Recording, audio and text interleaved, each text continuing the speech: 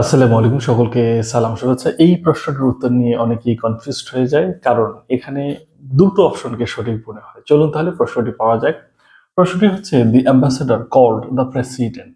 দেখুন, কলের পরে ইন বসালে এর অর্থ দাঁড়ায় ডাকা, আবার কলের পরে অন বসালে এর অর্থ দাঁড়ায় সাক্ষাৎ করা। সেক্ষেত্রে এই সেন্টেন্সটির সেন্সটা বুঝতে হবে। The ambassador called the president. President এবং অ্যাম্বাসেডর, অ্যাম্বাসেডর কি প্রেসিডেন্টকে ডাকতে পারে?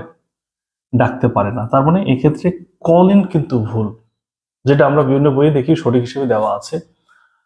এক্ষেত্রে কল অন সঠিক, এর অর্থ দাঁড়াচ্ছে অ্যাম্বাসেডর প্রেসিডেন্টের সাথে সাক্ষাৎ করেছিল।